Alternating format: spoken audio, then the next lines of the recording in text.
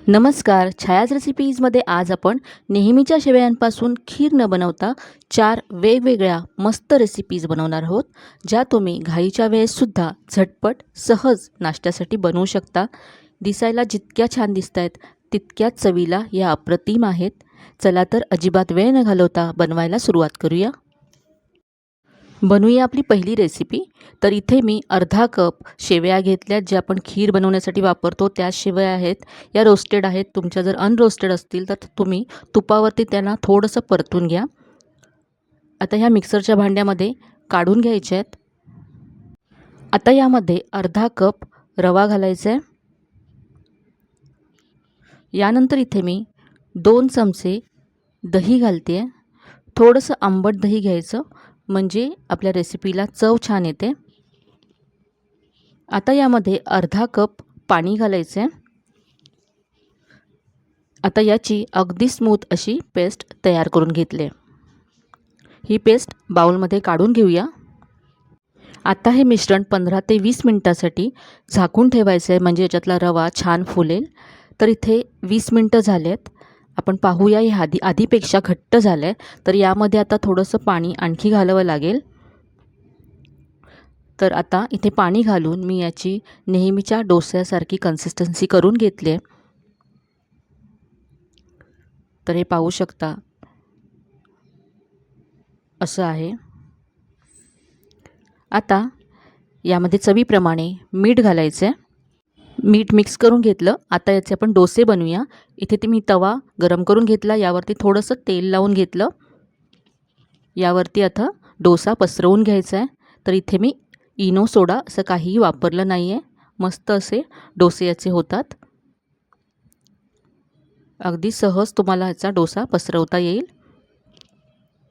आता वरची बाजू ड्राय करून घेऊया. वरची बाजू ड्राय झाल्यानंतर बटर, तूप किंवा तेल तुम्ही सोडू शकता. आता यावरती मी सांबर मसाला घालते. सांबर मसाला नसेल तर तुम्ही पावभाजी मसाला किंवा काश्मीरी लाल मिरची पावडर घालू शकता. यानंतर इथे मी थोडासा कांदा, टोमॅटो, कोथिंबीर घातले. यानंतर तुम्ही इथे टोमॅटो केचप किंवा शेजवान चटणी घालू शकता. पसरवून घेऊया. खालच्या बाजूने डोसा मस्त ब्राऊन झाला आहे. काढून घेऊया. खूप मस्त जाळी आली आहे डोस्याला. तर ही होती आपली शेवयांची पहिली रेसिपी. आता बनवूया शेवयांपासून दुसरी रेसिपी. तर इथे आता मी 1 कप रोस्टेड शेवया घेतल्यात. ह्या बाउलमध्ये काढून घ्यायच्या आहेत. यानंतर यामध्ये 1 कप रवा घालायचा आहे. अर्धा कप दही घातलं आहे. आता यामध्ये घालण्यासाठी फोडणी तयार करूया. तर तिथे 1 मोठा चमचा तेल गरम करून घेतलं आहे पॅनमध्ये. यामध्ये पाव चमचा मोहरी, पाव चमचा जिरं घातलं, थोडासा कढीपत्ता घातला. यानंतर भाज्या घालूया. कांदा, टोमॅटो, शिमला मिरची घातली आणि आता या भाज्या आपल्याला तेलावरती परतून घ्यायच्यात. थोड्याशा सॉफ्ट करून घ्यायच्यात. इथे आता भाज्या मी 2 ते 3 मिनटं परतून घेतल्यात आणि सॉफ्ट करून घेतल्यात. या भाज्या आता आपण जे साहित्य घेतलं होतं त्यामध्ये घालायचे आहेत. याबरोबरच तुम्ही किसलेला गाजर, स्वीटकॉर्नसुद्धा घेऊ शकता. चवीप्रमाणे इथे मी मीठ घातलं. यानंतर यामध्ये बारीक चिरलेली कोथिंबीर घालायची आहे. सगळं आता मिक्स करून घेऊया आणि नंतर आपण यामध्ये पाणी घालू. इथे आता मी यामध्ये पाणी घालते. तर हे आपल्याला घट्टच हवं आहे, त्यामुळे थोडं थोडं पाणी घालत जायचं. आणि हे पहा, असं घट्ट आहे. हे इतपत घट्ट हवं आहे आपल्याला. आता हे आपण 10 ते 15 मिनटांसाठी झाकून ठेवूया. इथे आता 15 मिनटं झालेत. पाहूया. तर रव्याने इथे पाणी ॲब्झॉर्ब केलं आहे आणि आधीपेक्षा घट्ट झालं आहे. तर इथे आता थोडंसं पाणी घालते मी. तर याचे आपण अप्पे बनवणार आहोत. तर नेहमीचे जे आपले अप्पे असतात तितकंच हे घट्ट हवं आहे. यानंतर इथे पहा, मी चिमूटभर बेकिंग सोडा घातला आहे. बेकिंग सोड्यामुळे अप्पे छान फुलतात आणि जाळीदार होतात. ऑप्शनल आहे बेकिंग सोडा. मिक्स करून घेतलं.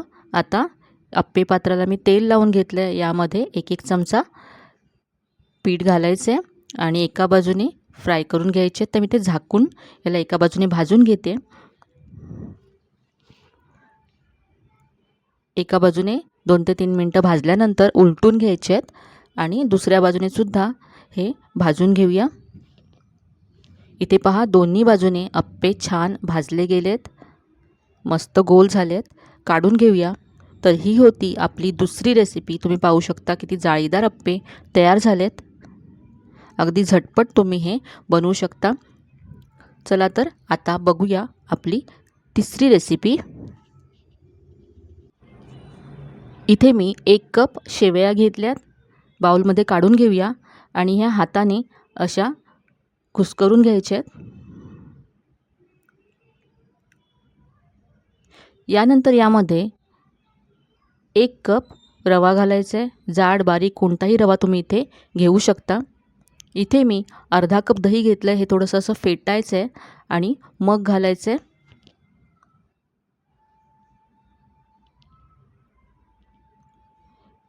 आता यामध्ये पाणी घालायचं आहे। तर त्याच दह्याच्या कपामध्ये मी 1 कप पाणी घेतलं आहे। हे सगळं 1 कप पाणी इथे घातलं आहे। मिक्स करूया।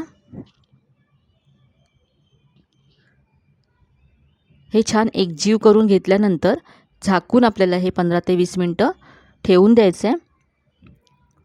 20 मिनटं झालेत। पहा हे भरपूर घट्ट झालं आहे। तर यामध्ये आपल्याला पाणी घालावं लागेल। तर इथे मी आणखी पाणी घेतलं आहे। तर इथे आता मी पाऊण कप पाणी घातलं, म्हणजे मला यामध्ये पावणे 2 कप पाणी लागलं। आता इथे चवीप्रमाणे मीठ घालायचं आहे। मिक्स करून घेऊया। यानंतर इथे आता मी अर्धा चमचा बेकिंग सोडा घालते।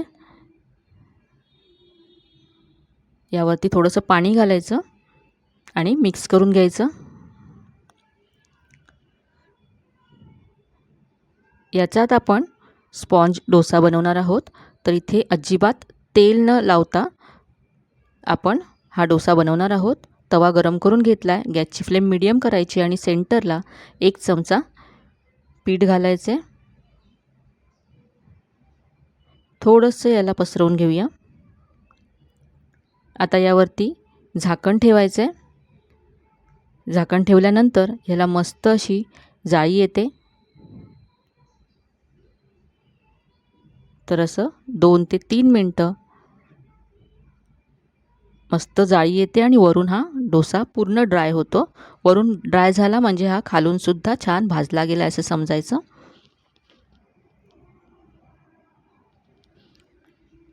तर आता आपण पाहूया झाकण काढून। पहा खूपच मस्त जाळी आली डोस्याला। वरून थोडंसं तेल सोडायचं आहे आणि हा आता डोसा उलटून घ्यायचा आहे।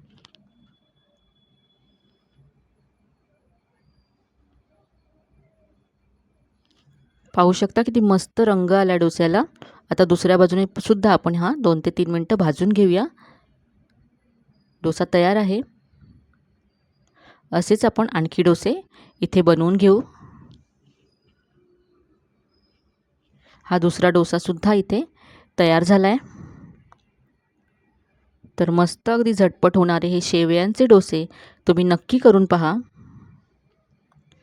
तर ही होती आपली आजची तिसरी झटपट होणारी शेवयांची रेसिपी। चला तर आता बनवूया आपली चौथी आणि शेवटची रेसिपी। इथे मी गॅसवरती कढई गरम करत ठेवले। यामध्ये आता तूप घालायचे। अर्धा चमचा तूप घातले। तुम्ही तेलावरती सुद्धा करू शकता, पण तुपामुळे चव खूप छान येते। यामध्ये 1 कप मी शेवया घातल्यात।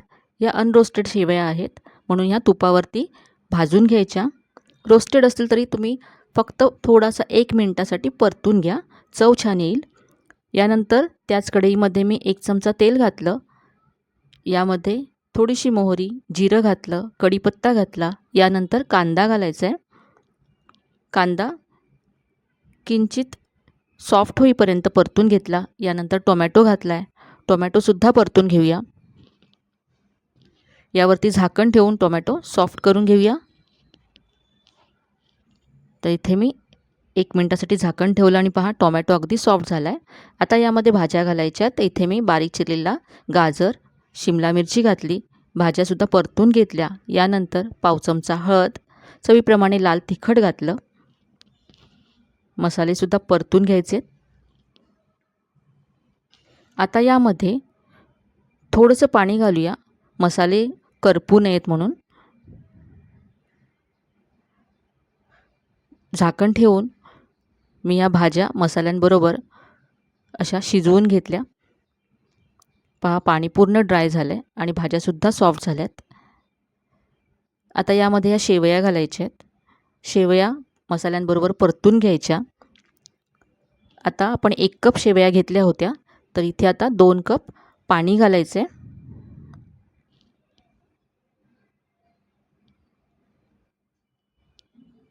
एक कप शेवयांसाठी 2 कप पाणी हे अगदी परफेक्ट प्रमाण आहे. आता याच्यावरती झाकण ठेवून आपण 2 मिनटं या शेवया शिजवून घेऊया. तर इथे पहा 2 मिनटं झालेत. पाहूया, याच्यातलं पूर्ण पाणी आटलेलं नाही आहे.